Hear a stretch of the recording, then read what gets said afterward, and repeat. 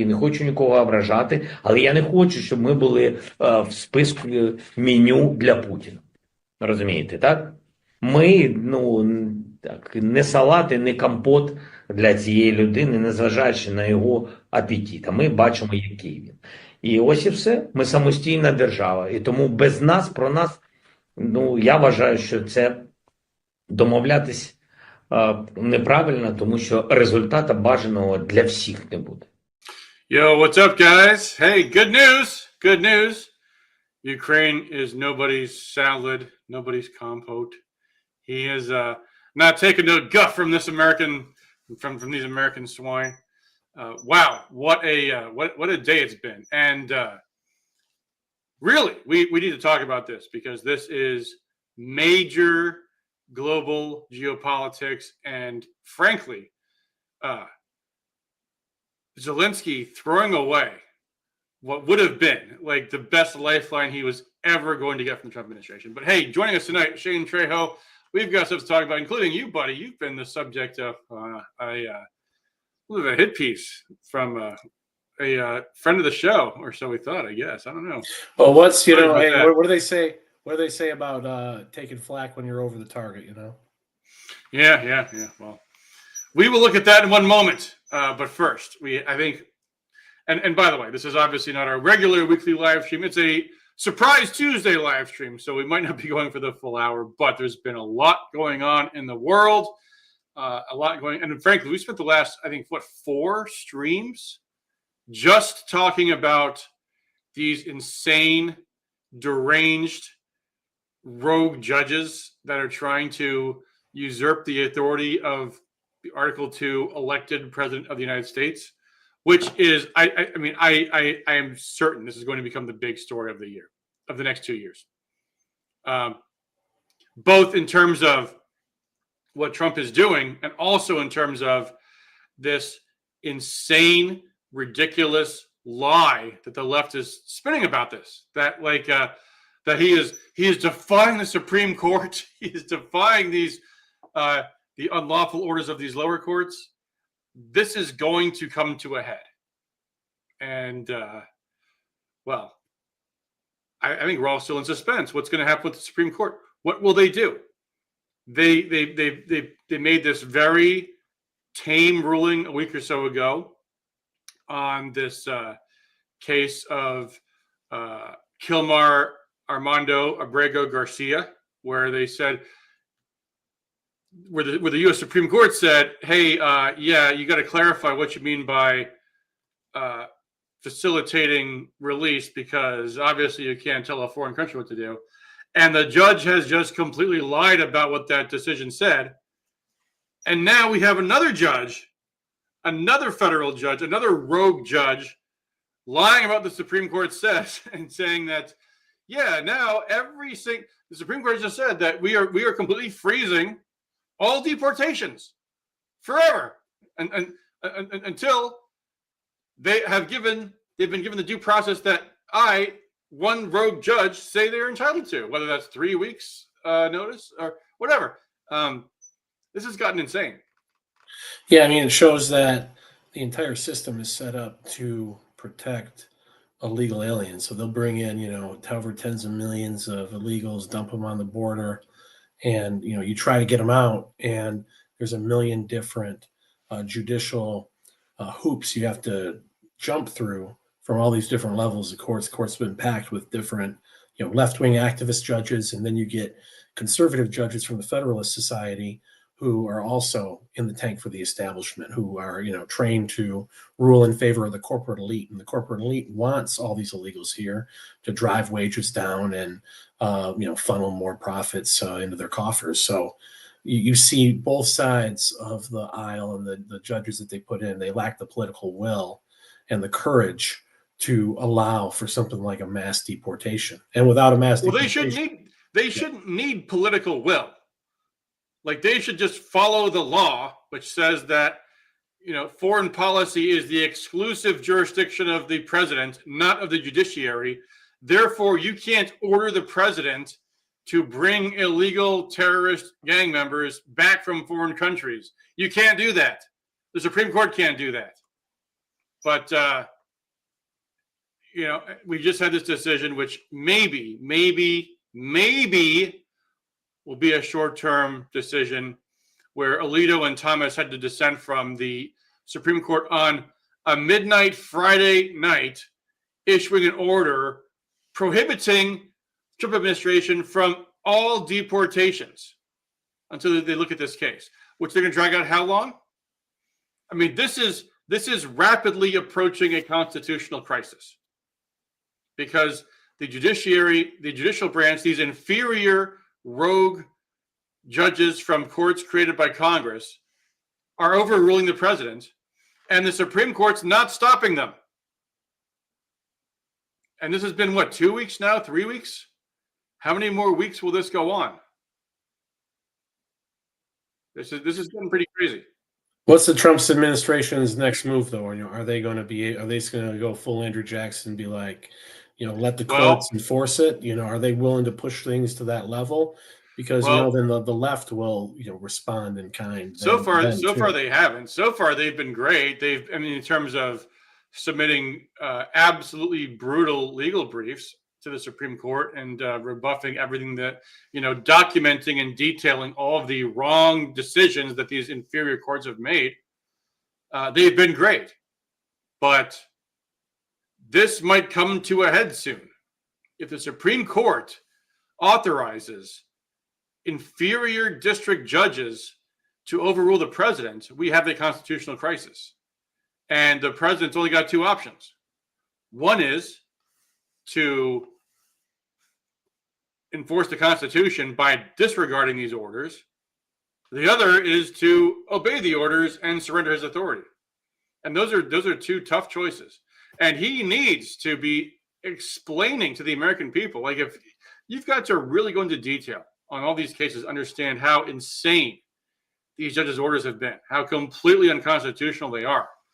And the American people do not get it yet. They really don't. I mean, I think at least Trump can argue from the perspective of, these are adjudicated foreign gang member terrorists. but even that they're having trouble with. So I don't know. But I do think that, according to the opinion polls, people seem to be more on Trump's side when it comes to getting the illegals out. So that's changed, but I do think that the public is more on Trump's side here, even if they don't understand the legalistic side of it, or but it's going to become a legal issue. Saying, or the jargon. I think they are generally speaking with the president more than they are with the Democrats and the illegals. Well, maybe so, but the issue is it's going to become a constitutional issue, and we have to have people that are able to articulate to any person that says, like a Glenn Greenwald type that says the Supreme Court said yada yada, when they didn't, and these illegal alien terrorist gang members have rights that they don't have. These are all things that Trump's administration, this one and the one before, have never been good at explaining difficult legal issues against the facts that the false facts the mass media presents to the public. They've never been good at that. So they got to start now. They got to start now, because the Democrats have clearly decided that the case of Kilmar Armando Abrego Garcia, MS-13 gang member terrorist, being exported to El Salvador, his home country, is like the hill they're going to die on. But you got to remember, this is what the Democrats love doing. They stood for the career felon, fentanyl, crack smoking George Floyd. He was their idol. Now it's this MS-13 illegal. Carmelo Anthony. They're starting to rally behind Carmelo Anthony after he stabbed the white guy and the white kid in the heart at a hockey game, or not a hockey game, but a football game, or what, track meet, or whatever it was. So this is what they do. They find scum of the earth, they rally around them, and they make them into their heroes. So it's gotten them, this far. They've had success with it in the past, so I'm not surprised that they're trying to do it again. Yeah.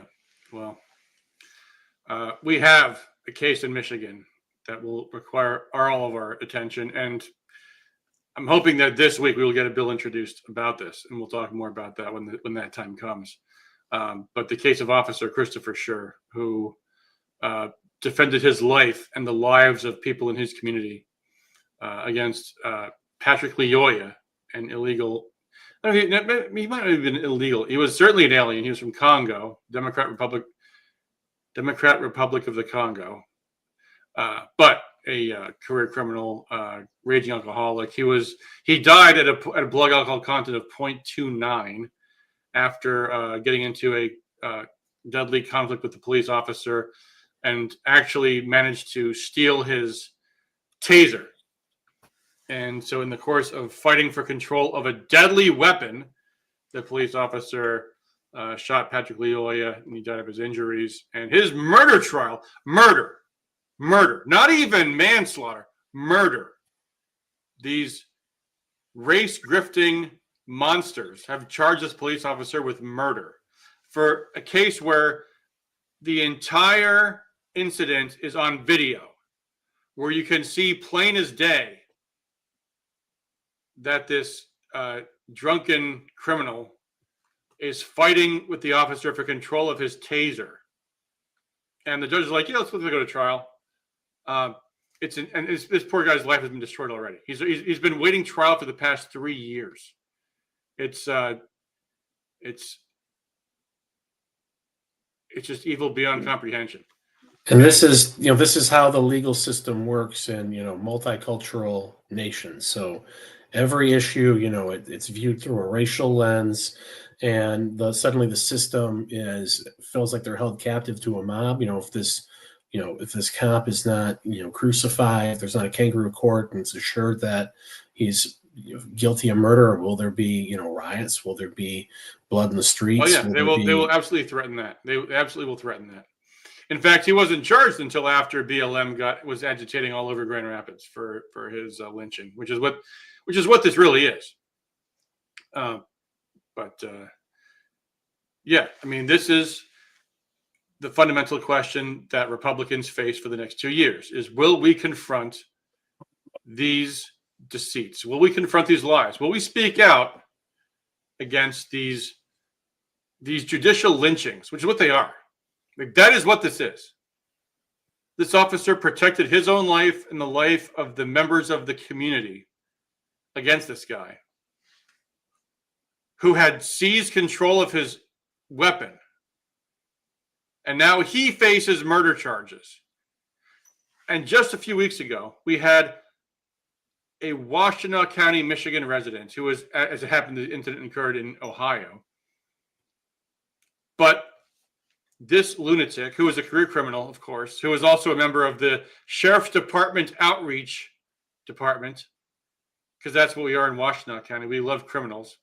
So this career criminal was a member of the Washtenaw County Sheriff's Department Outreach. Stole a police car, drove it across state lines, flipped it over, got into a shootout with the cops, and got killed by the cops. But at the moment when he was actually shot by the cop with the taser, and the taser did nothing because the guy was shit-faced drunk, and he stole the cop's car, and the cop didn't shoot him. Why? Probably because he was afraid of going through what Officer Schur's going through. He was afraid of having his life destroyed. And so he had to sit back and let a violent fleeing felon, first of all, deck him. He punched me right in the face, steal his car, and thereby endanger countless other members of the community on the road, on the turnpike. I've driven in the Ohio Turnpike. And this criminal was allowed to drive along the turnpike at 100 miles an hour plus. Finally came to a stop when he crashed the car. Taxpayer money, shootout, got killed by the cops. At that point, should have been put down much earlier and avoided endangering everybody else's life. It's insane. It is insane. And it's a big question. Will the Republican Party speak out about this? Because so far, nobody in Congress has done anything. Nothing. And these are the sort of issues that Republicans should be galvanizing the public on. These are outrageous. Oh, you would think. If you want to rally the public in favor of, decency and the rule of law, you think you would be making as big of a stink about these issues as possible. But most Republicans are listening to the special interests, are listening to the money, and the money doesn't want any of these hot button issues touched at all. Rather, would just talk about stuff like tax cuts or whatever that whatever BS the Republicans are told to talk about by their masters. So they don't want the hot button issues to be talked about. They want to be swept under the rug, and Republicans will lose and look like cowards, and people who otherwise would look at Republicans as their leaders and be galvanized to vote for them, they'll stay home because the Republican officials, always look like cowards. Yeah. Well, speaking of scapegoats, we've got something to talk about. You have been a target of this hit piece from, I guess I should say, a former friend of the show, Scott McMahan, who has labeled you a dirty trickster, and among other things. So this was what he has published. By the way, did he ever contact you to ask what's your first statement or anything about this before he published? No, of course not. No, I'm completely shocked. I'm completely shocked because he said at the bottom he was not available for comment. No, he didn't. He didn't say that. Now, for those who don't know, Scott McMahan, we've had him on our show. He has, in my opinion, brought to light one of the most important stories of the past year, which is the depth of the organization and control of the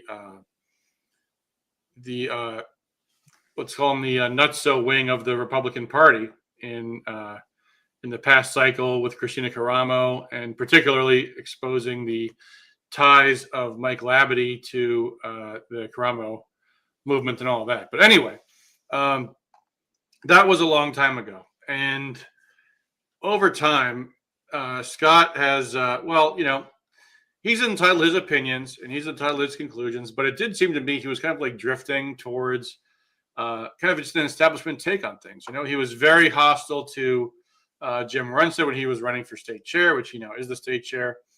But in general, I would just say, and Shane, you know more about this than I do, but it seemed to me like he was just kind of going down this rabbit hole where he was convinced Roger Stone is behind everything. Michael Flynn is behind everything. And, I wanted to call him out on this stuff, but then he kept actually having good articles about how problematic Michael Flynn is. But it still seemed to me like there was just something narrative driven about his reporting. Yes. He was going for and we had him on, it was, when was it? It was last summer when it was I think it was before the convention, after the convention, midsummer. I remember he was talking about how narrative driven the Gateway Pundit is, and how you can't be like that. And he seems like he's become very narrative driven, and in particular, always in favor of the establishment. It's always been pro Hoekstra, pro Rogers in this case, pro Kevin McCarthy. Yeah, and we're all entitled to our opinion, so I haven't said anything about this up until this point. I haven't said anything about if he wants to support McCarthy, that's fine. If he wants to support Pete Hegseth, fine. I don't hate Pete Hegseth. I never did, at least not his role as chair. But here we are with him now dragging you into these accusations. So yes. This is a weird article because, first of all, half of it is all about Kristen Meghan Kelly, who I know nothing about. You know anything about her? Because it seems like he's just kind of lumping the two of you together. Yeah, well, we've been the two people who've probably been most vocal about Mike Rogers running again for U.S. Senate. What a disaster it's going to be. We're probably the two people who've been most vocal about how awful of an idea this is, and anointing Mike Rogers the U.S. Senate candidate because the national money wants him to is just the worst idea possible. And we've been most vocal about that. And that put the target on our back. And now here comes Scott to do a hit piece on us. Well, honestly, I feel left out because, I was not the slightest bit supportive of Mike Rogers. I was critical of him. I will say, I could have been a lot more hostile to Mike Rogers when he ran in the last year or two. And, but I know, because I know people, want the Republicans to win and the whole top of the ticket. We're all Team R and we don't want to hurt Trump and blah, blah, blah, so I kind of let it go. I certainly said plenty about Mike Rogers before the primary election. And ever since, too, like, I will absolutely not tolerate this garbage attitude that, oh, you, by not supporting Mike Rogers, you helped Alyssa Slotkin win. You were criticizing Mike Rogers, so you helped Slotkin win. Go fuck yourself. Mike Rogers' record was it helped Alyssa Slotkin win, in my humble opinion. Yeah, and if it's our fault for not whitewashing this guy's record, and it's our fault for not going along with the lies that this guy's some kind of good Republican. I mean, he's got a rap sheet a mile long of just doing the most ridiculous and awful things. Maybe the worst record of any congressman of his era. He was the architect of the Patriot Act. He was the chief apologist of NSA spying, of FISA secret courts. He wrote the Benghazi report that cleared the Obama administration of any wrongdoing and the intelligence community of any wrongdoing going into Benghazi. And then, never anti-Trumper. He was on, the media bashing Trump until the moment where someone told him, hey, you can run for Senate and time to do a makeover and try to make yourself more palatable to Trump supporters. Calling up until for that January moment, he was bashing 6ers to go get put in a hole. Yeah. And also he did a Washington Post op-ed after the election saying that Trump's like a third world strongman. There's no evidence of election fraud. All these awful things that made it clear that Biden's legitimate. All this stuff that it was a slap in the face to all of us who were down in the fight. Seeing all this fraud firsthand.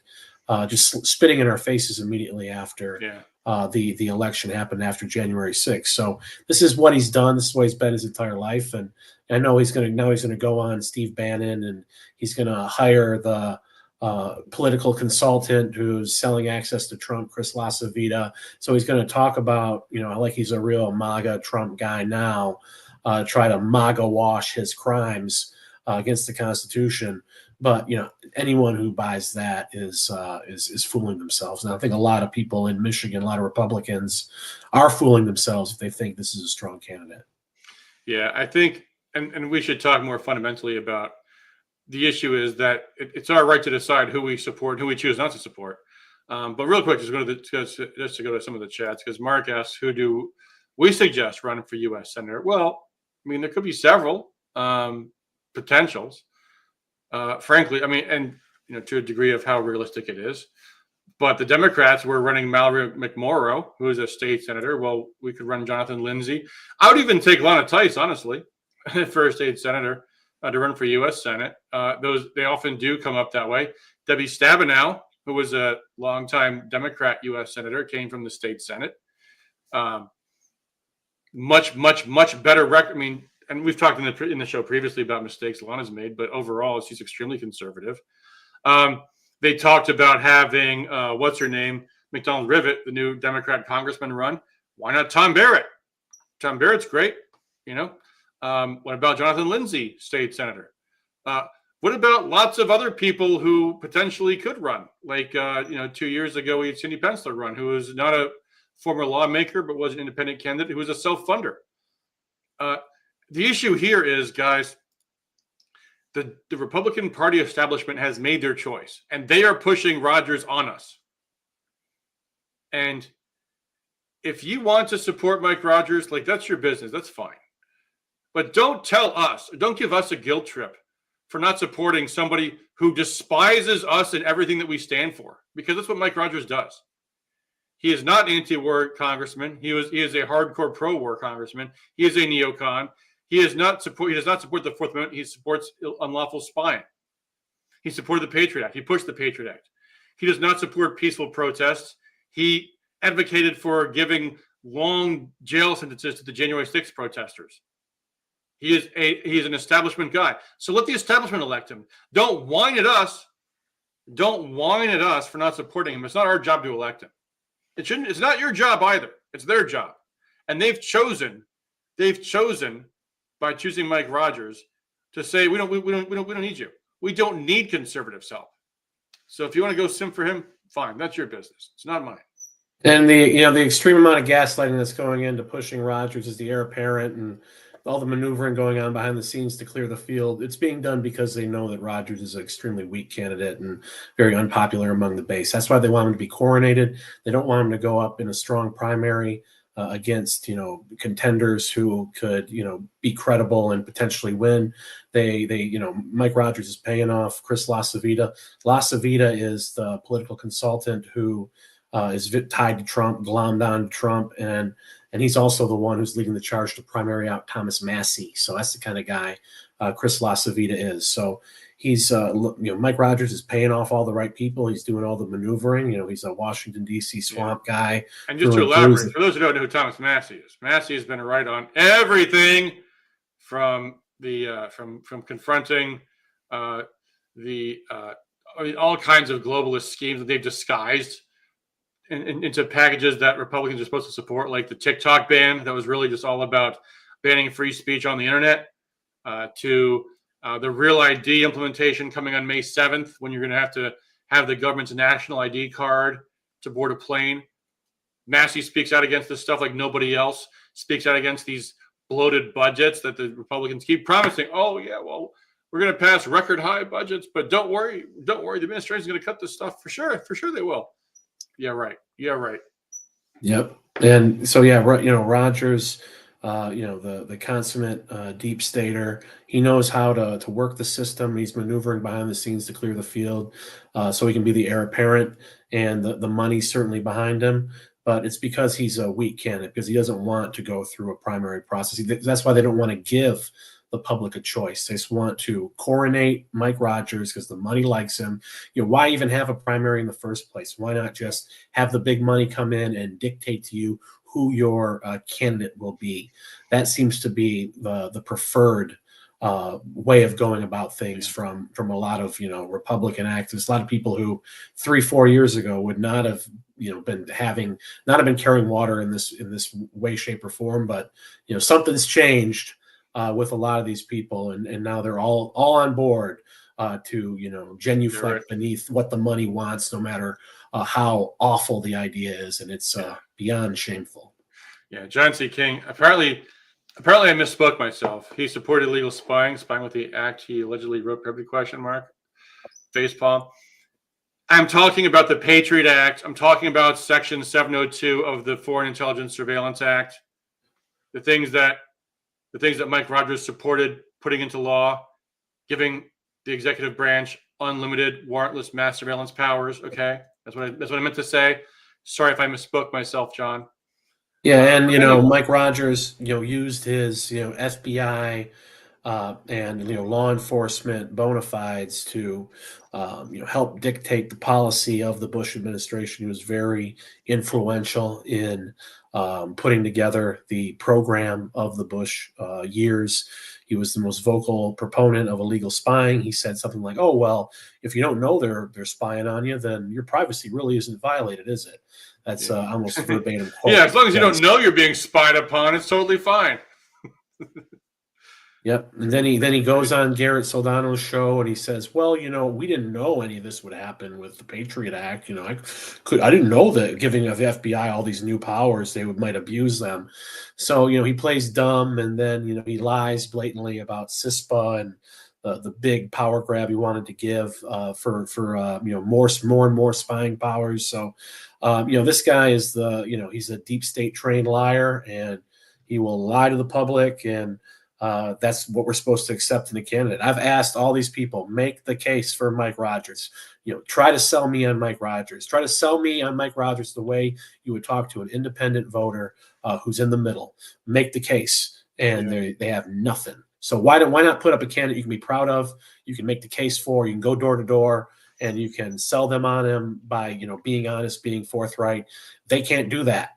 And they're going along with Rogers just because the money wants to. I don't know what they've been promised, money, favors, access. It's the usual, I would assume. But there's a lot of people marching in lockstep that I would not have thought would have, and like I said, beyond shameful. Yeah. Tim Kuhn says we just don't have a great alternative, and I understand this thinking. You can't beat something with nothing. But here's the thing, folks. You have to keep in mind. The reason why there is not a great alternative is because the Washington swamp establishment has done everything possible to intimidate anybody else out of the race. They've gotten all of their swamp rats, people like Mitch McConnell and John Thune, to endorse Mike Rogers. The NRSC has put their thumb on the scale in the primary. And in doing so, what they have said is, fuck you, we don't care about you people. We don't care about you people who have liberty values. We don't need you. Okay, good. So you guys get him elected. Haley Stevens just entered the Democrat race. She is apparently the establishment pick, who is, first of all, a complete lunatic, had a complete mental breakdown on the House floor, all on video, wearing pink gloves, like a complete nutcase. She's also, by the way, a big recipient of support from the Israel lobby, which a lot of Democrats are unhappy about. So she's got some problems with it. Okay, good. So then Mike Rogers can beat her easily. Good, fine. Let them do it. Why are you asking us to do it? Why are you whining about, and we'll look at this video in this clip in a second here, this article. Apparently, Shane, but for your support, Mike Rogers would already be a U.S. senator. Like, that's what this article gets at. And, yes. I mean, I know I got a pretty good, following and email list, but I didn't know I was that powerful. Well, I said a few months ago when people were blaming, I thought they were blaming me too. I don't know, man. Like, how come you get all of the credit for all these things, and no one ever accuses me or Rescue Mission of anything?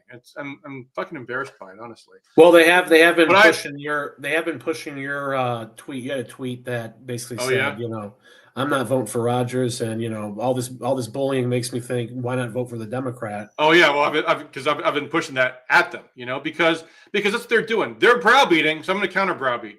If you're gonna browbeat me and say it's because of you that Mike Rogers won't win, then I'm going to work even harder against that. But never mind that. The point being, it's not our responsibility. It's not yours or mine to elect neocons. So this is anyway. This is Scott McMahon's article. This is what just came out, where he said unfortunately, Scott McMahon is not even trying to appear to be a journalist anymore. So he offers this very editorialized suggestion here that the state party would be wise to drop kick Kristen Megyn Kelly from any delegate role that has gone viral in Michigan, whatever that means. Anyway, so there's another thing to mention. Kristen Megyn Kelly is a member of the executive committee in the 4th congressional district. So not only is she a delegate, but the delegates in her area felt, that she was a good representative of them. So a lot of these people who are calling to purge the party of, different delegates who won't go along with Mike Rogers, I think that, they don't have the numbers. Like I've said before that, the last convention should have been a reality check about who really has the numbers. It's not these people. They don't have the numbers to do what they want. Not that it would be right for them to unilaterally throw delegates out of the party if they had the numbers, but they're delusional if they think they can pull some of this stuff off. And I don't know what will be a reality check for them. Yeah. So you apparently been accused of being a white supremacist. A white supremacist. According to Scott McMahon, this is what he wrote here. Michelle Mannick posted this X post on January 28th where Shane Trejo flashes a white power hand sign, which is the okay sign. Yeah. Now, in case anybody watching this does not already understand it, this was a Democrat hoax invented to smear conservatives, to call the okay sign a white power symbol. It was the most retarded hoax ever invented. And yet McMahon just uncritically says this is a white power sign. This is what the Democrats have said it is, and therefore that's what it is. Yep. And it's fun to do because if you do it, Democrats will flip out because they're so stupid. So that's the fun in doing it. And the fact that, Scott McMahon runs with, the ADL talking points without so much as, questioning them, does not bode well on his judgment. Yeah. Now, I mean, if you want to elaborate on the circumstances of this post here, although it looks to me like you're making fun of Noah Arbit for not being around. Exactly. Yeah. So trolling Noah Arbit. You know, he didn't take the bait. Because the Democrats lost the House. Distill whatever dumbasses on X, they took the bait, but Noah didn't touch that one, unfortunately. So maybe Noah's starting to get wise. Yeah, but it's all just making fun of this Democrat that just didn't show up to work because he's very upset about Republicans having reclaimed the majority in the House by 3 seats, even. So, yeah. So here's what Scott McMahan writes. In a tight political season where control of the Senate was on the line, Michigan's Republican Party needed unity, discipline, and voter turnout. Apparently that was your job, Shane. Instead, it got Kristen Megyn Kelly and Shane Trejo, 2 far-right influencers. Again, nobody ever calls me an influencer. I am dejected. I am insulted, and frankly, I feel really left out. Oh no, Shane, you get all the credit for being a far right influencer. Whatever far right means, by the way, it's funny. Far right is the term that the establishment media uses to just talk about anybody they don't like. Like you can be a far leftist if you're like what's her name, Sarah Wagenknecht, the German in the left wing party, but they don't like her, so they call her far right. Anybody the establishment hates, you're far right. You're far right. And depending on where, whatever the person doesn't like me, whatever they hate the most, that's what I am. So if they hate libertarians, I'm a libertarian. If they hate far right people, I'm far right. If they hate white nationalists, I'm a white nationalist. So whatever you have conspiratorial politics, Shane. I don't know what that means exactly, and he doesn't explain what it means. It's kind of a name calling thing, but you have conspiratorial politics, which I think the government might be up to no good. I guess I have conspiratorial politics. Yeah, in my experience, every single thing the government does is a conspiracy. But obviously that's a conspiracy theorist's perspective on things. Also, by the way, you have open disdain for GOP leadership, Shane. Shame on you. Shame on you, Shane. But doesn't Scott, like, he has open disdain for Jim Runstead? Isn't Jim Runstead the MRP leader?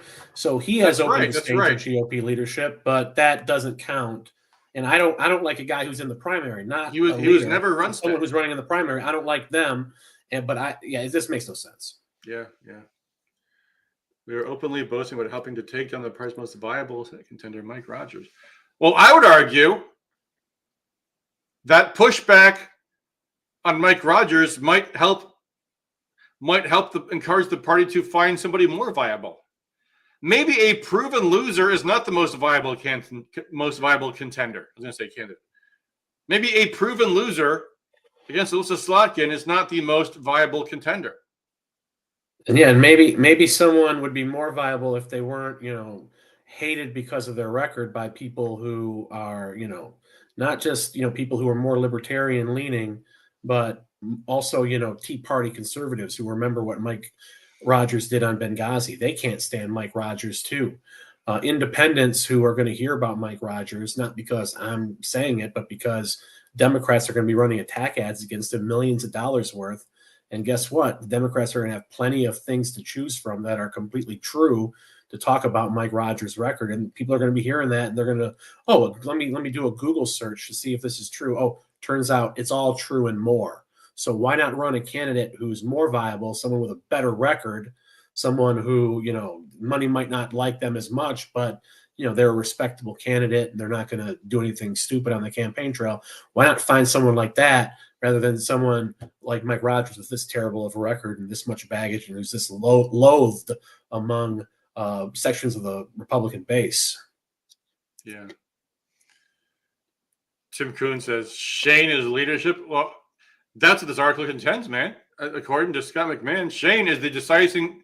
He is the deciding factor. Shane's vote was decisive in the outcome. I guess I have more. Shane, if only you supported Mike Rogers. Mike Rogers. If I don't support Mike Rogers, he's going to lose, I guess. So yeah, when the election had happened, I had made the comment that a few people were suggesting that I should have done more for Mike Rogers, and but I only heard that from one or two people.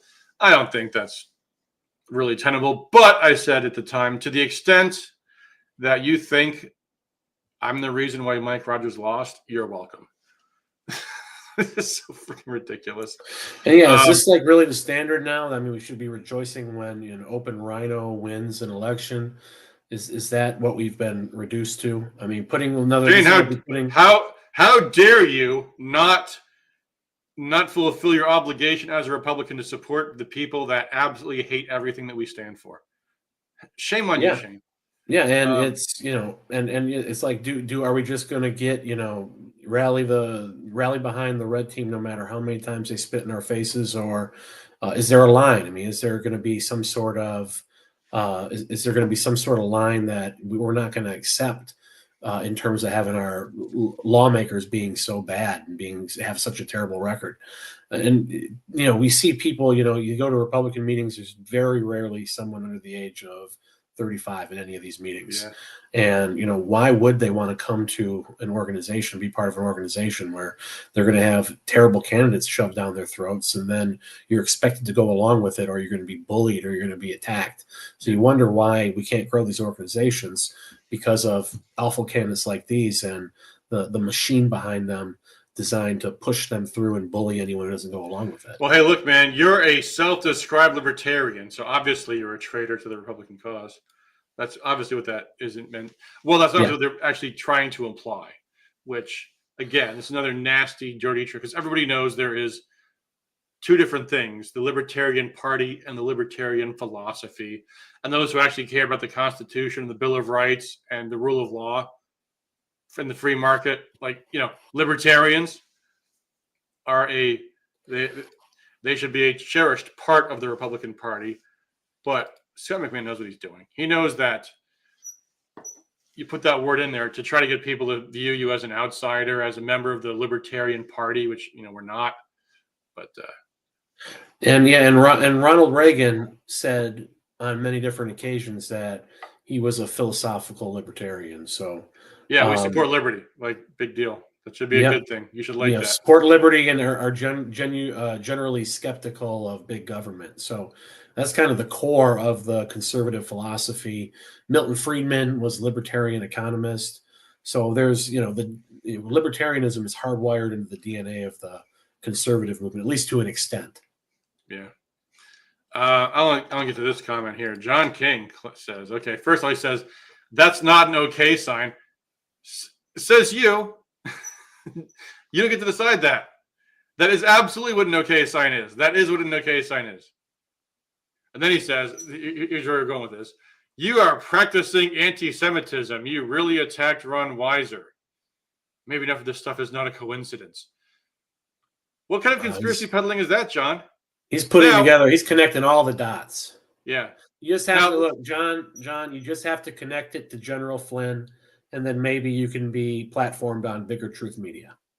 Yeah, John, look, I disagree with Shane about that particular convention. I supported Ron Weiser, and Shane didn't. That's okay. That's called our choices. Doesn't make you an anti-Semite because you don't support Ron Weiser. That's bullshit. Anti-Israel for sure, he says.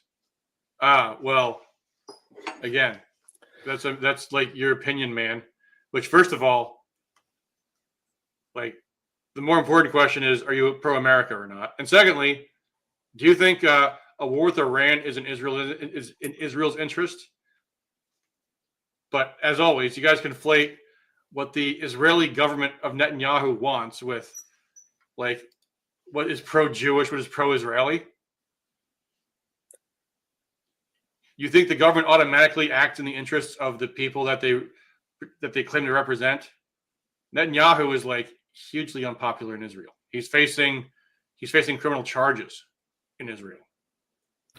So just because Trump supports Netanyahu does not mean he supports Israel. And we should talk about this too. In fact, this is actually a topic on the show because it's been a big thing. There's been some dismissals in the Defense Department involving Pete Hegseth recently, which appears to be based upon this Israel policy, which, you would think every single person that works for the federal government should put the United States of America first, second, and third, like, period. That should be the end of it. But you know, there are many people in the Trump administration who seem to be more pro Bibi than pro Trump. And those are not the same thing, folks. Those are not the same thing. Kristen Megan Kelly is here. He says, "Hey guys, Meg Rogers sucks." Yes, he does. Yes, he does. He's rotten. And the more that people try to browbeat us about this, the more we're going to talk about it. So, great job. Yeah, it's it's counterproductive, and it just turns people off. Some people will go in with the bullying, and they will go they'll go along with it because they're get cowed and they're scared. But a lot of people in the middle, they're not going to react well to this thuggery going into pushing Mike Rogers. So the more the fight is had, and the more that they deflect and don't want to address Mike Rogers' actual record, it's not looking good for them, and it's going to reflect in the general too, because Democrats are going to put up attack ads, way more of a reach than me. They're going to be putting up millions of dollars of attack ads against Mike Rogers, talking about all this stuff that's publicly available and can be seen in his record, and it's going to resonate with voters. And it's going to be proven loser because Rogers is guilty of all these things. Yeah, he's a proven loser. That's who we're supporting. That makes a lot of sense. Anyway, so here's Scott McMahan, who says, "You are a political consultant with deep ties to Roger Stone." Shane, you should introduce us one of these days. True. You proudly announced on a messaging board, "Enough people listen to me for Rogers to lose." Oh, Shane, you see, that's what I need to do. I need to take more credit for things. You need to be puffing your chest out about it in chats. Yeah. You've operated within the darker fringes of the GOP, often aligning with alt-right or white nationalist adjacent causes, such as what exactly? He doesn't really say. Richard Spencer, an alt-right cause. I don't know. Do you want to talk about Richard Spencer? I don't give a shit about Richard Spencer. I mean, I don't even really. What is he? He's like, I see him on Twitter. He's a Biden supporter these days. I see him on Twitter sometimes. Oh, is he? Yeah. Well, what you say in 2016, and okay, here's what the comic man says. When other contributors distanced themselves from Spencer and the alt-right movement, Shane Trejo responded with, "I think they'll do just fine without you." So his gripe is that when other people ran away from a political hot potato, you said goodbye. See you, goodbye. Wow, Shane. Clearly that makes you a Nazi. Yeah, I mean, he's recycling like Antifa hit pieces against me that you really did not have much of an impact, and no one cared. No one cares that I didn't, I didn't bash Richard Spencer enough 8 years ago. That people don't care about that. People don't even remember who he is. He wasn't really relevant back in the day either. So this is all just stuff that nobody cares about and is irrelevant and is recycled left-wing hit pieces against me. I don't normally talk about this. I am partly Jewish, and I got to tell you, I don't feel the slightest bit concerned about any of this. This new anti-Semitism is complete fucking bullshit. Guys, get over yourselves. Honestly, it's retarded. John C. King says, "I was alive during Reagan's administration." So was I. And followed politics closely then. Oh, I didn't, because I was only a little baby. Sean/Shane is talking BS about Reagan being a libertarian. Yeah, right. Even Shane/Sean should have heard about Reagan's Republican commandment.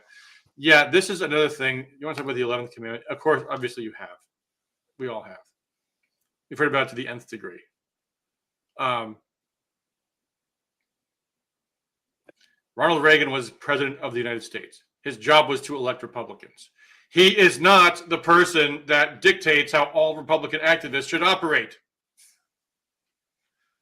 Yeah, Trump might say something like that too, because he wants to have a majority in the U.S. Senate. That does not mean that people who care about their issues should blindly support people that don't share their values and don't share their issues. I want to end unlawful mass surveillance. I don't want to elect people that support it, because that doesn't work. It doesn't work that way. And I linked the video of Reagan saying that he's a philosophical libertarian. If you want to play that to make John look like a fool, that'd be cool at some point.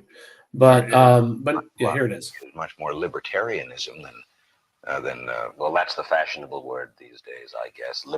A conservative is no longer just that; he's a libertarian. Always has been. Because how do we call a liberal? You know, someone very profoundly once said many years ago that if fascism ever comes to America, it'll come in the name of liberalism. And what is fascism? Fascism is private ownership, private enterprise, but total government control and regulation. Well, isn't this the liberal philosophy? The conservative, so-called, is the one that says less government, get off my back, get out of my pocket, and let me have more control of my own destiny. Yeah, so there you go. Yeah, so there's Ronald Reagan describing his libertarian philosophies, and that's why Reagan was popular, was because he sounded more libertarian than the likes of Ford or Bush or some of the less popular Republicans of his day. So like I said earlier, libertarian philosophy is well within the DNA of the conservative movement. It's really the best part of the conservative movement. It's the part that cares about the Constitution and the Bill of Rights.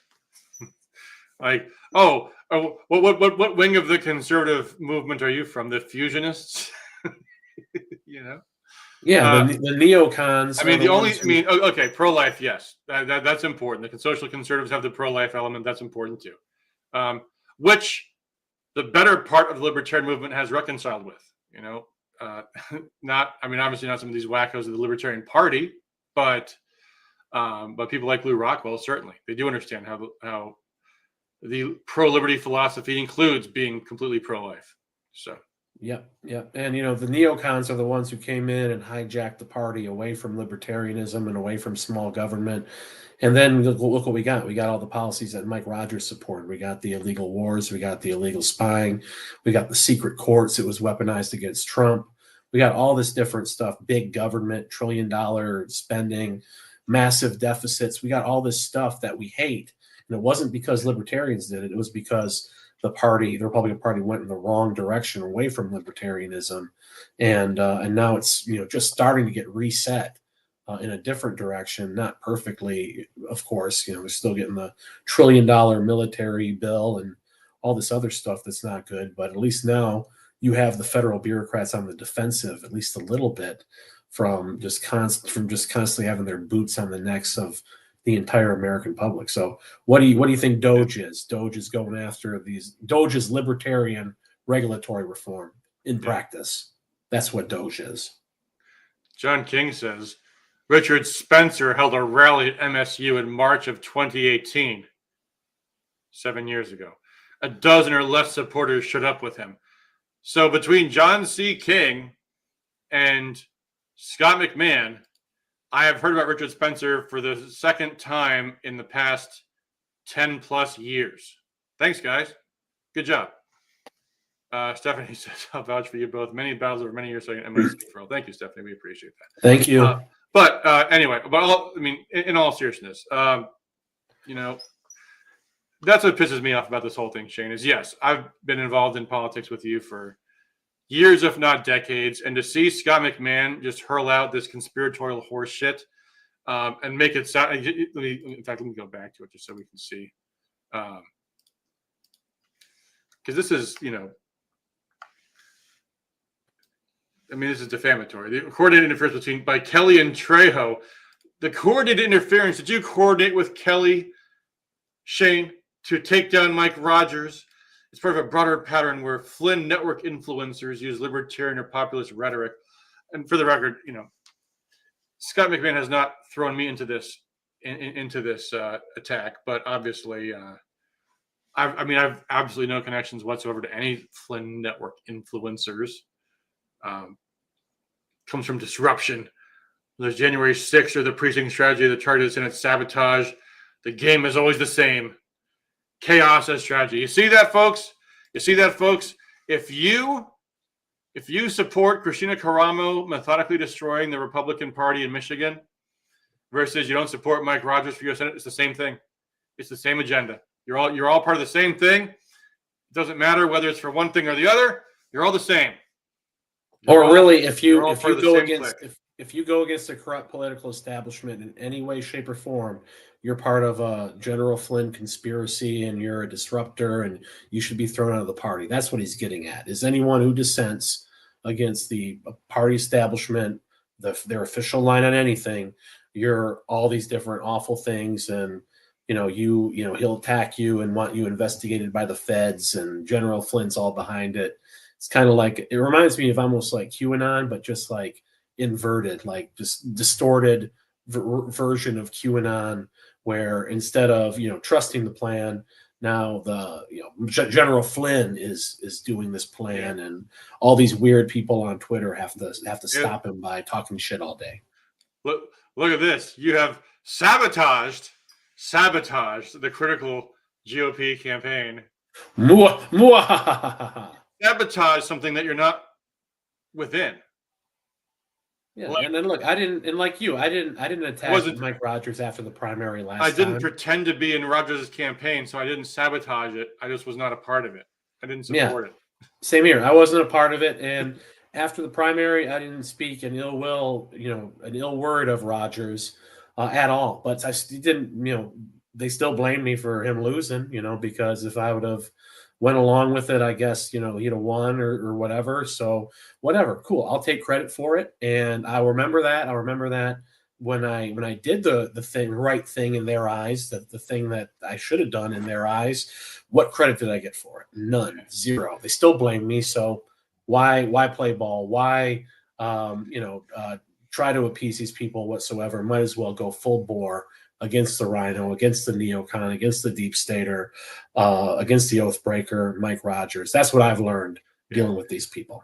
The question isn't whether Mike Rogers was the perfect candidate. No, the question was whether Mike Rogers was even at all tolerable as a candidate. That was the question, and the answer was no. He was not even tolerable. Will we run other Christian nationalist radicals like Pat? Here's the thing that pisses me off. Scott McMahan knows damn well that you and I have never, ever supported Pat Colbeck or Alexandria Taylor or anybody like them. At least I haven't. Maybe you have. I mean, I've never supported them for any position. I get along with them well enough, and I don't think they're part of some evil conspiracy or whatever. I mean, I disagree with Colbeck saying we shouldn't do absentee votes and stuff like that. Yeah. So stuff like that, I've had disagreements with them, but I've always gotten along cordially with them both. But we've been on opposite sides of things. But the idea of tying me with them like I'm a co-conspirator, it's beyond, and there's no basis for it. It's absurd. Yeah. Oh, anyway, let's move on. We've spent much too much time on this garbage already. But Scott McMahan chose to make this an issue. So and by the way, I absolutely support his legal defense. I did support his legal defense. That's a separate issue. But if he's going to be irresponsible in his quote unquote journalism, then we're going to call that out, and that's just the way that goes. Oh well. Anyway, so let's talk about this palace intrigue. There's been these firings at the Pentagon of Pete Hegseth's top staff, and Hegseth, for his part, has said, they were leaking, but I'm not sure I believe that, because they've given us no evidence of this. They haven't said what they leaked to whom or why or anything. Just kind of all of a sudden they're all fired. Does that seem strange to you, Shane? Do you have any thoughts on this? Well, I thought it was weird that supposedly the leakers were more on the anti-war side of things. So you get a story that they're all gung ho. Yeah, about Tucker did a whole interview with one of them. Yep, you're supposed to do you're so gung ho about doing a Israeli attack with U.S. support on Iran's so-called nuclear facilities. A drastic escalation might lead to a hot war with Iran, and then Trump says no. and suddenly, oh, the people who are leaking these unnamed leaks, it's all of the people who are non-interventionists, people who don't want to go to war with Iran. So it seems like, and again, there might be more evidence that comes out, who knows, but it seems like this is, this leak scandal was made up or highly exaggerated to get rid of these anti-war voices, so that the next time the idea of bombing Iran comes up in the Trump administration, there'll be less voices of reason arguing against it. Yeah, the thing that strikes me is that these guys that were fired were not just some random people at the Pentagon, because, we understand that Hegseth was made Defense Secretary for the purpose of draining the swamp in the Pentagon. But these weren't people in the Pentagon that were career bureaucrats. These were his closest advisors who had worked with him for years and years. So I'm going to play a clip. This is a little bit long. It's like 3.5 minutes. But Doug McGregor is going to give his theory. So I'm going to play this real quick. Here we go. Again, what should have happened to begin with? He should have said, we're going to have to retrench. We're going to have to shed these commitments overseas. We have to focus our attention here at home. These are the things that President Trump could have said that would have made him an heroic figure in the history of the country. It would have upset people in Washington, but he would have won enormous support and praise across the country. But he didn't do that. So where does this man Hegseth come from? This is a Fox News talking head who essentially endeared himself to the Trump regime and the current administration by announcing that he is a quote unquote Christian Zionist. Go back, dig up the film.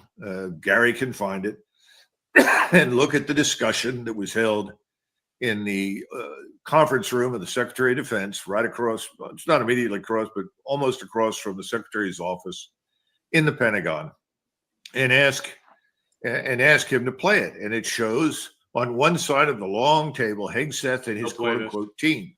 And on the other side is Mr. Netanyahu and his team. And Hegseth opens the meeting by saying, you can see from the team that's around me that we're ready to do whatever Israel needs. We are here for you, and we are prepared to do whatever is required. We're on your team. Okay. Well, that was the critical requirement for anybody to join the administration, whether it's defense or state or anywhere else. That's what you're seeing right here. And you want to broadcast the discussion and what he says. What happened? Well, suddenly Hegseth brings in some other 30-somethings. I'm sure they're nice people. You can actually see Dan Caldwell's in that speech right there. How much Dan Caldwell on experience the or right. understanding. We haven't seen much of that in the last two administrations. Maybe they were very, able people, but eventually they all sat around and told Hegseth, this deal about Israel and war with Iran, that's scary. Yeah, no kidding. We don't know where it's going to go. We have no way to control it. Once we unleash it, how do we contain it? And I think Hegseth and his friends all got cold feet. And then somewhere along the line, somebody in the media found out that Hegseth and Tulsi Gabbard and potentially Vice President J.D. Vance, another, ardent Israel first guy, all of them said, this Iran war, that may not be a good idea. Whoa, that's not what you were hired to do. Hegseth was hired to say, yes, sir, we're ready to go. We're all loaded. Give us the word. That's what he was hired to do. And he's not doing it. So we've fired everybody around him that works for him, ostensibly, not because of this signal chat. I mean, there's no question that was an exercise of stupidity and imprudence, but because of the Israeli connection. So basically what he's saying here is that Hegseth and his staff, not to mention others in the administration, including Tulsi Gabbard and J.D. Vance, were not so keen on going to war with Iran. And that just came to a head this past week when Netanyahu came to the White House, and then Trump told him, actually, we're going to talk to the Iranians and we're going to try to work out some kind of peaceful solution. that doesn't involve nuclear war, which, by the way, is what they have been considering. They've been talking about taking out Iran's nuclear facilities, which are deep inside mountains and would require a tactical nuclear weapon to hit. That's what they were talking about doing. And it was Hegseth and his staff and Tulsi and J.D. Vance who were saying, hey, let's not go to war with Iran. Let's not do this. It might wreck your entire presidency, sir. And then these allegations come out that Hegseth's staffers are leaking. They never say what. Yeah, Donna asks, what did they leak? Funny, they never say. They never say. The two big leak scandals were Signalgate 1 and Signalgate 2. Signalgate 1 was Mike Waltz putting the journalist from, quote-unquote journalist from the Atlantic into the Signal Group. Weird, isn't it, that they hauled in Pete Hegseth and Tulsi Gabbard to hearings about that, but not Mike Waltz? And then Signalgate 2 is this claim that Pete Hegseth leaked some of those details also to his family members, which just came out a few days ago. And again, that's also something, there's no transcripts. There's no, they don't talk about what the exact secret was. It's just, oh, he leaked this and he's a leaker. And there's no evidence that the staffers were involved in this. That Dan Caldwell, these other guys weren't involved with this at all. I want to play actually this clip from Dan Caldwell was on Tucker.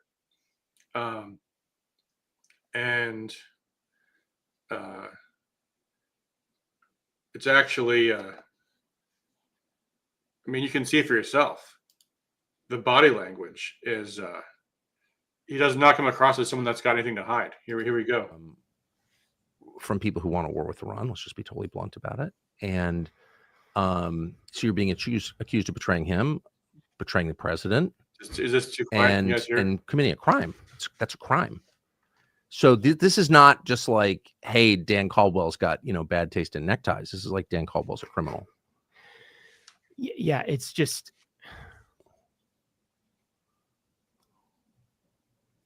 there's sometimes I think it just hasn't fully set in with me and Yes. what's going on. And I want to talk about the two other gentlemen that are going through this with me. And what's going on with them in some ways is more infuriating because, as you said, I have a public profile. I took some what shouldn't be controversial positions, but are. And, I was out there, advancing things that a lot of people in the foreign policy establishment didn't want. Doesn't justify what's happening to me, but that, let's just be honest, that is the nature of the games played in DC. Darren Selnick and Colin Carroll are patriots. Let me talk about Darren a little bit. Darren's another person that worked with Secretary Hegseth for over a decade. He is somebody who's spent decades working around veterans and military health issues. He served in the first Bush administration at the VA. He served a critical role in the first Trump administration. He was a key player in advancing the VA Mission Act, one of the greatest accomplishments of the first Trump administration, which fundamentally reformed how the VA delivers healthcare. Darren, I think, can go to bed every night saying he saved thousands of veterans' lives because of the reforms he helped advance. He's an Air Force veteran. In between his stints in government, he worked at Concerned Veterans for America with me and Pete, helping develop revolutionary reforms to the VA that in large part were implemented by the first Trump administration. To come back, he left his nice life in Oceanside, California.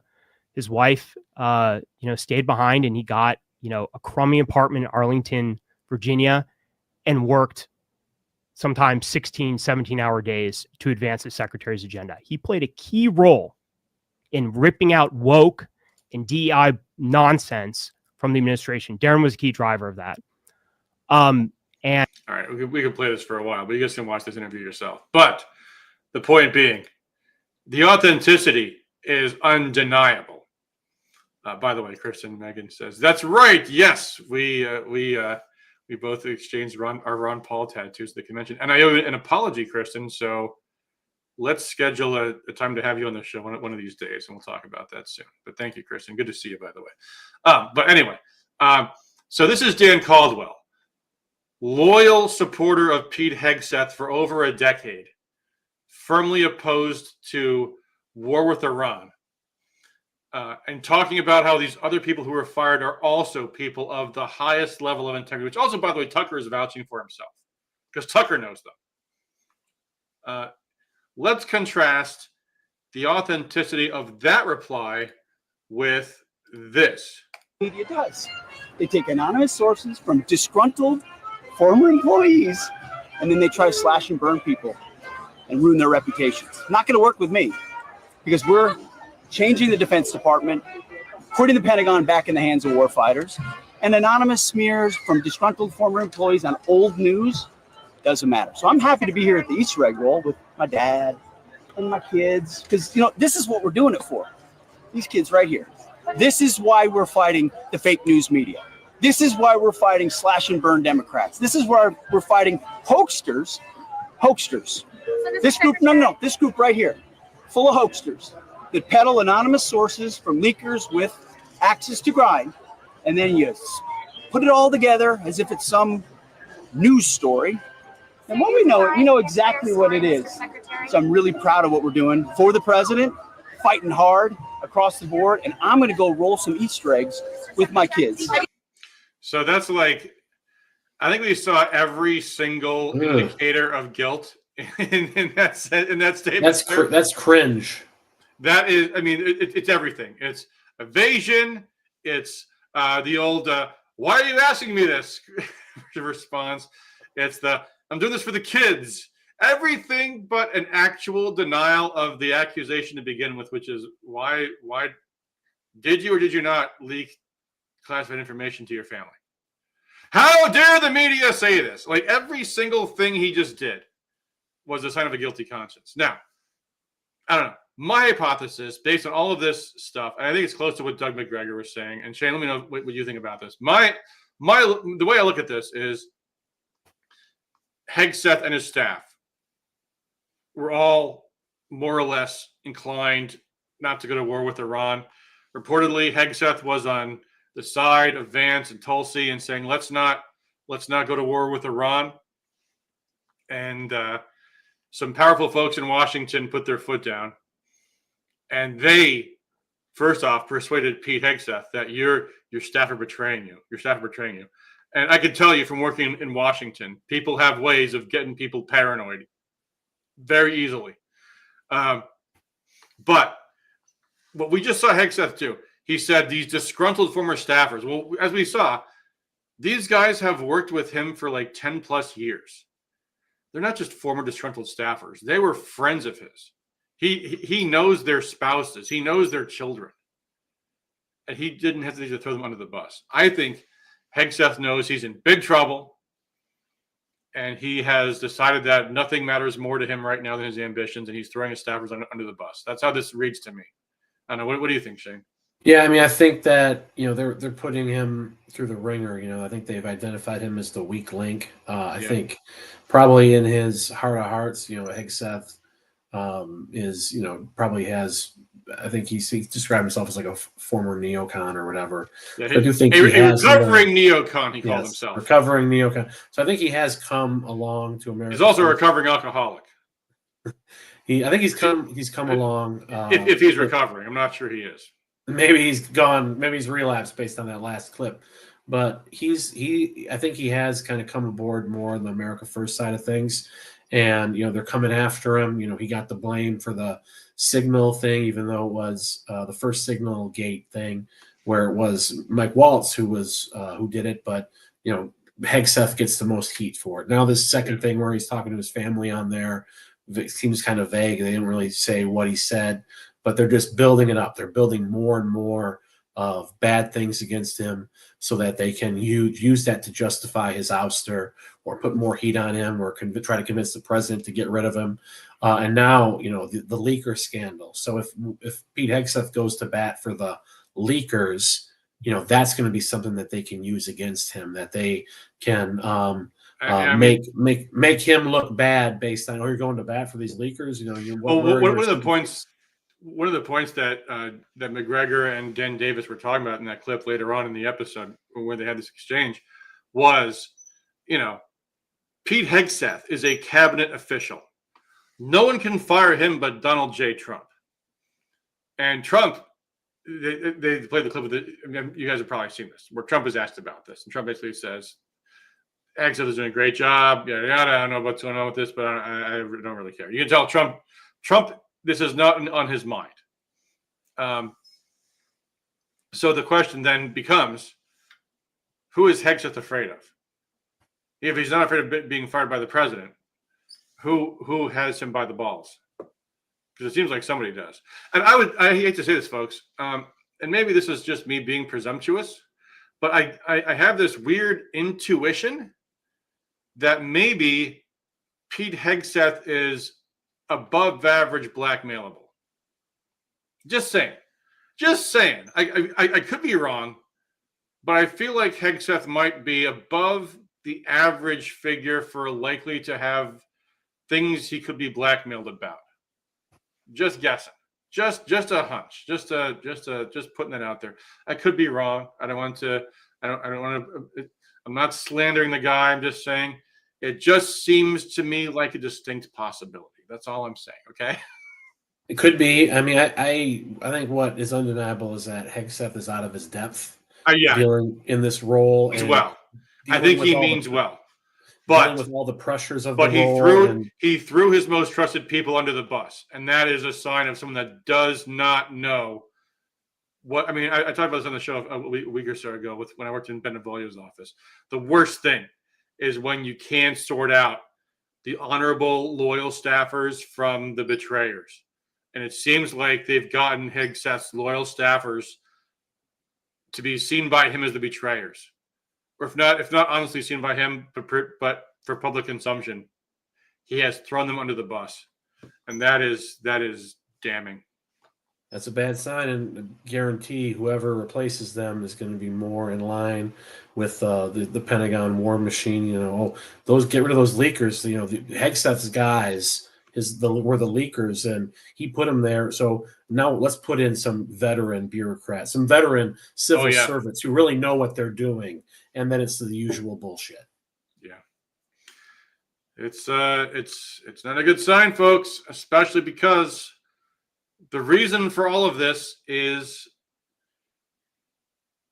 our relations with Iran and people that want us to go to war with Iran to start a brand new war, which will suck in the regime, suck in Trump. He's getting sucked into Ukraine. I don't know. What do you guys think about Ukraine? It seems like Trump is very, very close to cutting the whole thing loose, which I don't know. Alexander Mercouris on the Duran was saying he thinks it's already too late. McGregor says it's not too late. I mean, it's getting worse every day, but it's not yet too late for Trump to cut loose on Ukraine. But I don't know. I don't see. So what happened today, or maybe it was yesterday, but in the past 24 to 48 hours was there was supposed to be this big meeting between the U.S., the European warmongers, and the Ukrainians, and they're going to get together and agree on a proposal to take to Russia, which is already a terrible idea. And it was going to be basically the Kellogg proposal, which was, okay, well, we will demand that Russia give up some of its territories, but we will allow Ukraine will at least acknowledge that Crimea is lost to them, and that they won't join NATO for now. It was a deal Russia was never, ever going to agree to. And the Ukrainians, if you see and this is why I made the thumbnail of this video, Zelensky threw away his last lifeline because all he had to do was say, sure. Now, in the past, when Ukraine agrees to these deals, they instantaneously start walking them back. Like the minute they leave the room, they're like, no, we're not going to agree to any of this stuff. You know, don't be silly. But they didn't do that. Instead, Zelensky, who wasn't even invited to Europe, because the Americans were like, we don't even want to see Zelensky here. It's just going to cause trouble. But Zelensky heard about what they're going to do. He came right out and said, no deal. No. We are not going to surrender Crimea. Not at all. Nothing. And you know that Kellogg and the Europeans are like, you fucking moron. You just had to say okay, and the Russians would reject the deal, and then it'd be on the Russians. But now you said no, so now it's all on you. And that's exactly what the Russians allowed to happen. It was that the Ukrainians said no to this peace deal, and I think we're like finally getting to the point where Trump's going to walk away. But I don't know. What do you think, Shane? It boggles my mind that Keith Kellogg is even still on the staff. Like, because everything Trump's been doing now has been going through Steve Witkoff. Because like Witkoff clearly is the only one Trump trusts. Like he knows that Kellogg is a retard. He knows that Rubio is clueless. He knows that Waltz is clueless. But he keeps these jackals around. But somehow it seems to have worked out for the best, because now they came up with this stupid proposal that Russia was never going to accept, but now Ukraine rejected it first. So now they can say, hey, Ukraine says no. So I don't know. What do you think? Yeah, I think a lot of why these guys are sticking around is because, you know, Trump doesn't want the appearance of a chaotic administration, like with the first people getting fired all the time. There's a lot of turnover. I think Trump and the people around him, probably like Susie Wiles, wants to keep the appearance of continuity within. Well, I heard that Susie Wiles and J.D. Vance both advocated for firing Mike Waltz over Signal Gate 1. Well, yeah. I hear like conflicting reports on stuff like that, but I do think there's something that there maybe it's just Trump who doesn't want the appearance of a lot of different turnover within the administration. That they don't want that the entire, the way the first one was, there was heads rolling all the time, and I thought that was a good thing. But now it seems like they want more continuity for whatever reason. But it is good that Witkoff is seemingly like the Secretary of State, de facto Secretary of State now. Guys like Waltz and Rubio seem to be waning in terms of their influence. The neocons, the biggest neocons in the administration. I don't know. I mean, will Congress even let Trump give up on Ukraine? Will they keep passing huge bailouts? Will Trump have the political will to veto those bailouts or giant, sums of money to Ukraine? I don't know if Trump will be able to, it will take a lot of political capital on Trump's end to really go out and say, Ukraine, boom, you're cut off forever. I don't know if he would be willing to do that. I feel like that'd be the smarter play, honestly. I think this pussyfooting is not helping him. I think he should just say the truth. He should speak the truth. He should say the reason why Russia went into Ukraine was because the Biden administration and Europe were trying to destroy Russia, and they had literally armed them for a genocide in Ukraine of ethnic Russians. And they provoked this because they thought they would destroy Russia, they thought they'd destroy Putin, and they lost. So that's what Trump should say. And a big part of it was, by the way, the 2016 election and Russia being the scapegoat for Hillary losing. And this all fed that narrative. And if Trump just spoke the real truth, I think Americans would be like, oh my God, you're right. I don't think it behooves him to just, be like, oh, well, we tried, but it was Biden's war. I think he would be a lot better served by just going all out. Now, I understand there's a problem because in the first Trump administration, he did give Zelensky the javelins and things like that he's talked about. But, he could throw people under the bus too.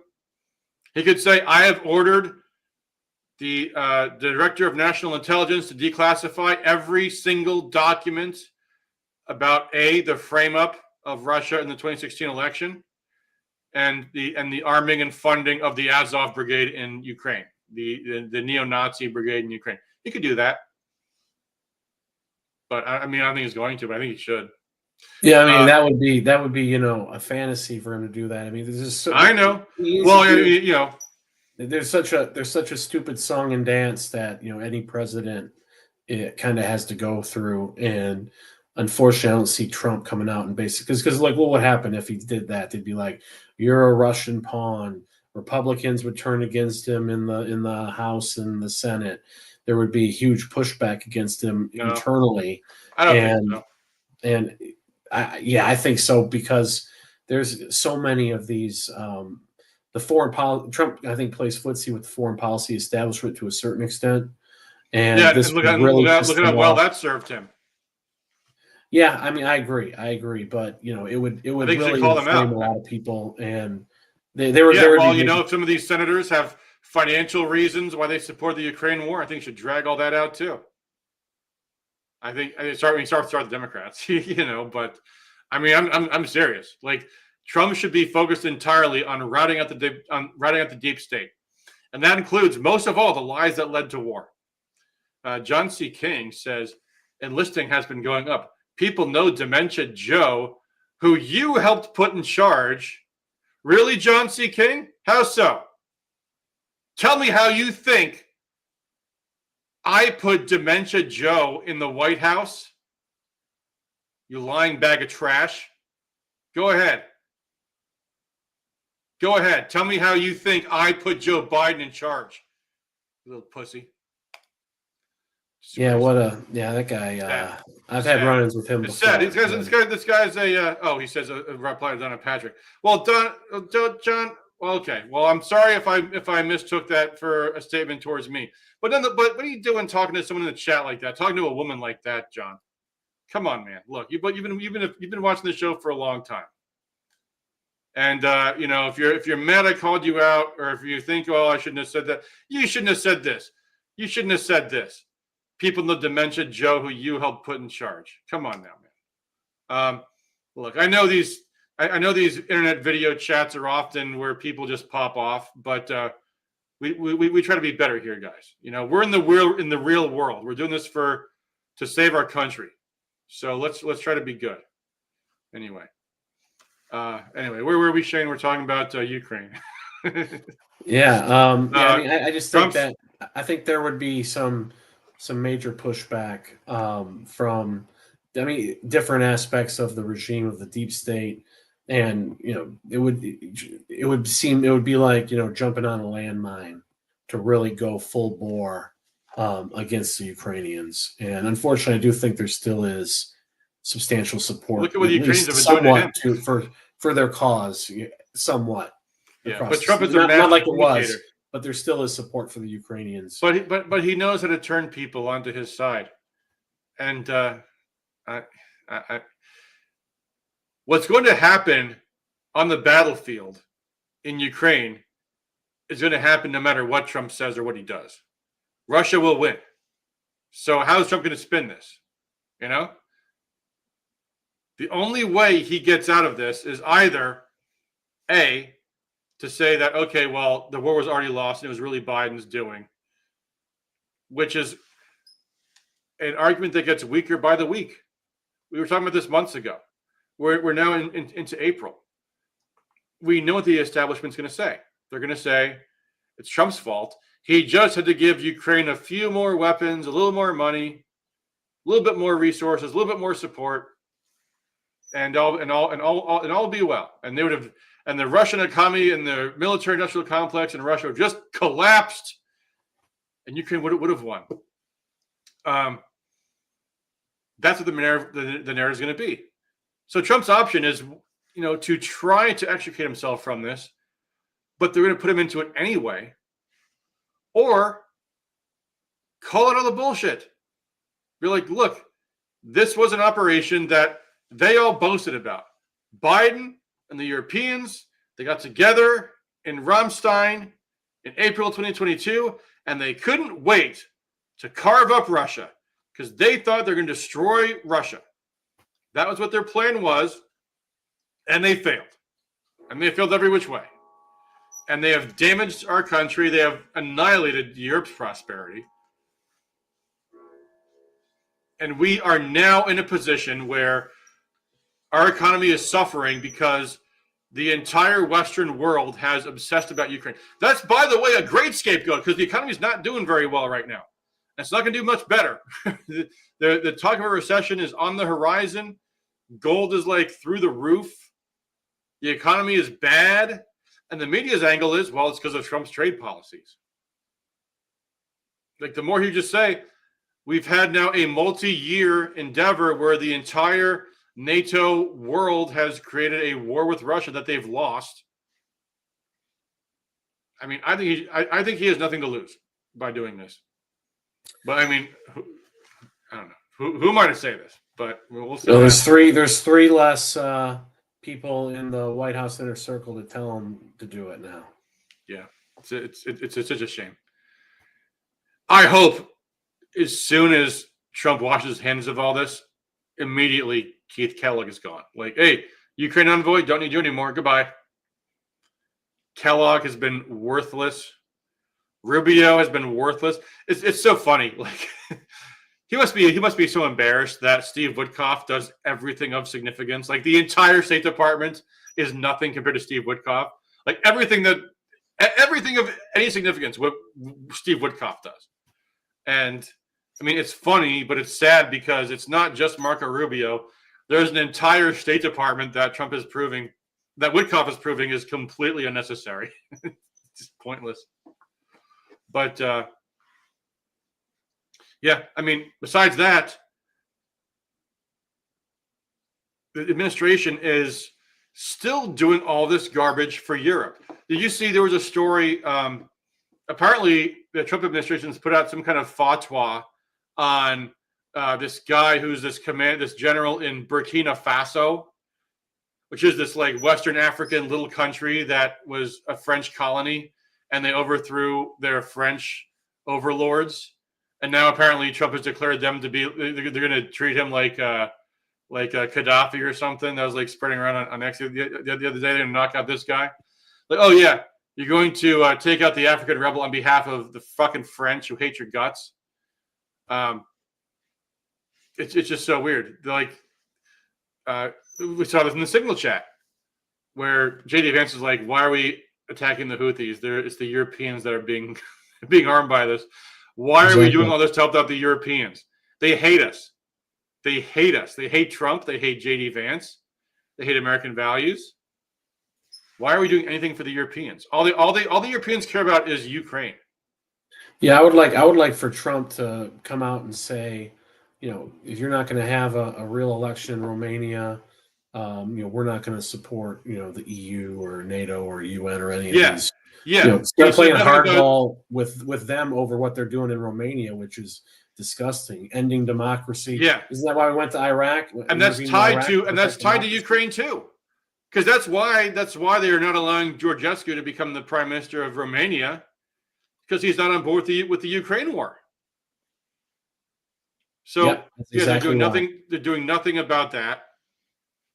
I mean, and they could. Like, if there's anybody the United States could pressure, it'd be the Europeans. Say, hey, you guys got to knock off this anti-democratic crap you got going on with what's going on in Romania and what's going on in with Germany talking about banning the AfD and France locking up what's her name? Le Pen. Locking up Le Pen, banning the opposition. Maybe we don't have so much in common with Europe anymore. But where's that? Where are these things? It's I don't know. Another week's gone by, and I think we're getting very close to the point where they finally say no more support for Ukraine. But what does that mean exactly? Are they going to actually stop sending the money, the intelligence? Here's the comments. I saw someone on the internet post. I'm going to read this because it's very well formed. If the U.S. does withdraw completely without reservations or loopholes, that'd be the best scenario for Russia, also for the United States. Shutting down satellite reconnaissance, stopping the supply of precision artillery, air defense, drones, Starlink, intelligence, would all make mopping up the front much easier, meaning the war's going to end sooner. But the key is in the word completely, because getting out of the negotiations does not mean getting out of the war. America could hand control of over to the EU or Britain, could behind the scenes continue to supply the Ukrainians. And that would not be a ceasefire. It would be a change of a facade. It's getting harder to bargain with the Europeans. They're dependent, slow, love moralizing and duplicity, and negotiating with them is like asking a broken phone to turn it on the speakerphone. Most likely, Trump has realized that the Kievs, with the support of London and Brussels, have screwed him on agreements and deals, and he's not going to pay for the war out of his political capital. But even if he is formally out, he has not turned off his weapons, which means it's too early to talk about peace. As long as the shells are flying, it's still the same war, only in a different wrapper. And yeah, are we going to get out? Are we going to really get out? And I think the only way Trump's going to do it is if he fucking bites the bullet and starts speaking the truth. I don't think he's going to get away with just kind of saying, I'm going to just wash my hands and walk away. Because if he thinks that the Washington establishment's not going to call out, oh, you have left them out to dry, and at the same time compelling him to, continue the supply of intelligence and supplies and all this other crap, it's a no-win. It is a no-win. And I wish the best for Trump. I really do. But we're in a bad situation. And it's not getting better right now. So I don't know. What do you think, Shane? Am I being a negative Nelly or what? I don't see Trump. I don't see Trump doing going full bore and telling the whole truth about the situation. I think he'll kind of play the middle and try to keep. I don't think he knows the whole truth. Yeah, I think he understands to a certain extent, more than he's willing to let on. But I don't think he understands the full, truth of the situation and how bad it is. But I don't anticipate that he'll go too hard against Ukraine because the establishment will really come after him, and it might hurt him on some of his other priorities. If he's trying to do trade or immigration stuff, and if all these more establishment people who might support him on that in the Congress, turn against him more completely, it might hurt him in other ways going against Ukraine. So I don't anticipate him doing that, but at the very least, it's still better than complete, support of Ukraine from the previous administration, from what a lot of Republicans would have did without preconditions, which is, the other was the alternative. Yeah, I mean, it's definitely better than the last administration, but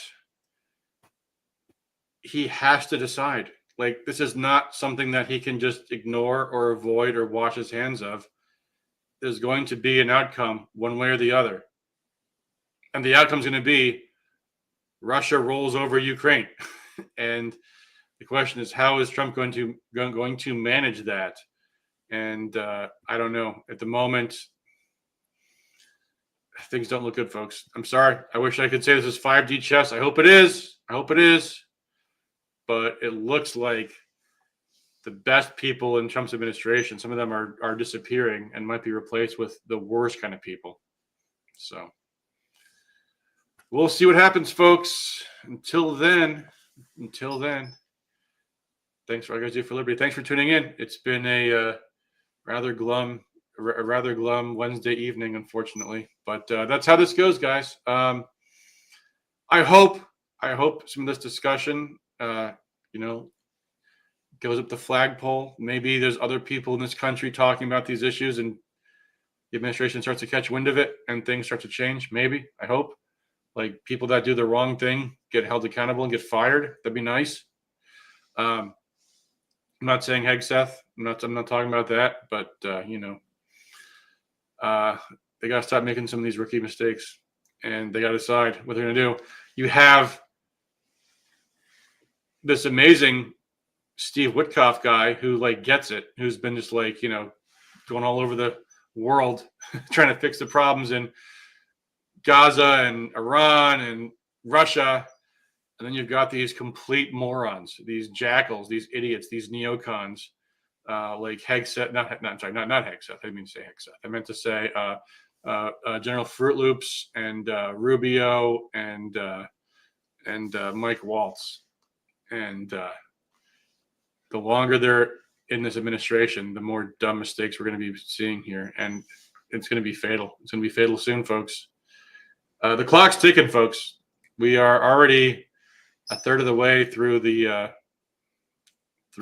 first 2 years of the first year of a 2-year term before there's going to be a midterm election. So Trump might only have 2 years to govern.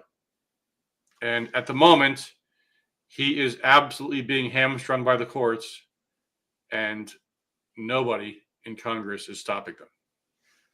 Or for that matter, doing anything else of any substance for Trump.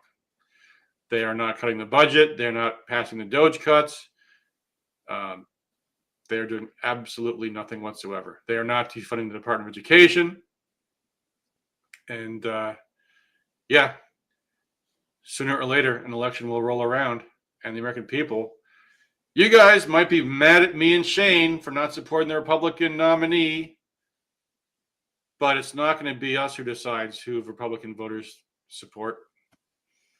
If they don't believe that the party is serious and they don't believe the party is getting done what their agenda was, then they're going to stay home. It doesn't matter if it's Mike Rogers or somebody else. Republicans have to earn people's support. They're not entitled to people's support. And that's what the party has to understand. That's what the activists have to understand. You might be able to bully, some hardcore Republicans into holding their nose and voting for Mike Rogers, but you're not going to bully the libertarians and independents and people who are just plain sick of the party. You're not going to bully people like that because they don't like this sort of stuff. It'll turn them off. And, that's the reason why they're not involved in party politics in the first place, because they don't want to have their arms twisted and end up supporting an awful candidate. So we have to put candidates out there. We have to do things that inspire people and earn their support. Otherwise, we're going to lose, and we're going to deserve to lose. Yep. Yeah. I made a comment. If you guys keep on browbeating me, I might vote for the Democrat for the Senate. I mean, frankly, if we're going to win, we need to be holding our elected officials accountable. They have to be racking up wins, and they have no excuse in Washington. None whatsoever. And at the state level, they should be, they can't pass laws because of the governor and the Senate, but they can still pass resolutions. They can still pass bills out of the House to put themselves on the record to show that they're serious, So if they want our vote, they should earn it.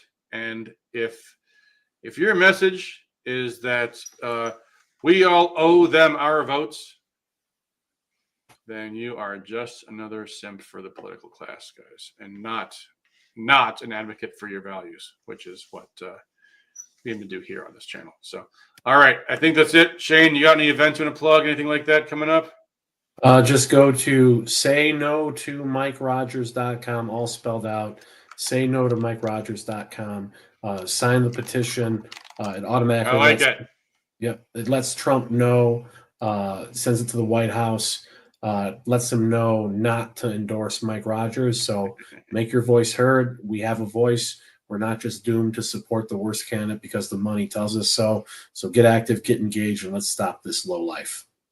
I like it. Sayno2mikerogers.com. Yeah. Awesome. Rock on, man. Well, hey, thanks for joining me. And we'll have our regular show on Sunday, and maybe, who knows, maybe even one sooner than that. So there you go. All right. Guys, as always, thanks for tuning in. Thanks for all you do for liberty. Feel free to hit that like button, share this video. Yeah, hopefully not so incendiary next time, but this stuff kind of gets me angry sometimes, folks. So, all right. Until next time, peace. Peace.